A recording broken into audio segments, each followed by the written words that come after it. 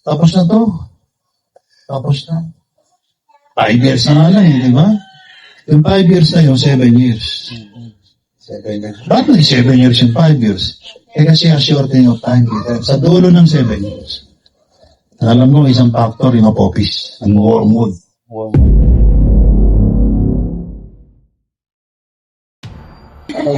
So itong daigdig, nabibilang na yung araw niya. Sa totoo lang, di ba Fidel? Nung araw, iniwasan mo yun eh, yung magugunaw ang daigdig. Baka mapagkamalan ako nananakot. Kaso kahit anong aral nyo, tatapos na yung daigdig. Hindi mo mawala, papalitan. Ang tawag, renovation of the planet Earth. Papasok yung millennium.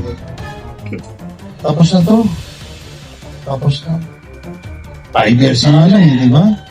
Yung 5 years na yun, 7 years. 7 years. Bakit na 7 years yung 5 years? Eh kasi a shortening of time. Sa dulo ng 7 years. Alam mo, isang factor, yung apopis. Ang wormwood. 7 years. At yun ang 7 years tribulation period na nakalat sa mga ulo. Di ba, natabas yung grace na kanila temporarily nung i-reject ang Panginoon Yesus. Wala sila ng 7 years. Nung pagpasok niya sa from the Mount of Olives to the eastern gate of the Jerusalem temple, ano yun, eksaktong 483 years. Di ba mamatay na siya noon?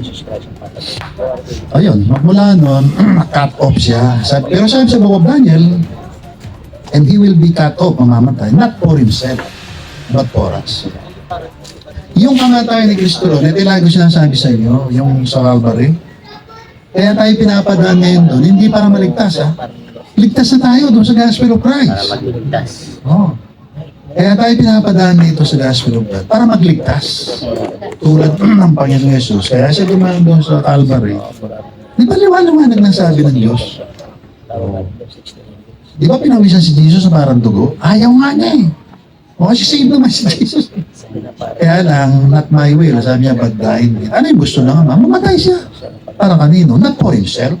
For us. Ganon na ganon tayo ngayon. Kaya tayo dumadaan doon sa tawag natin eh, Gospel of God.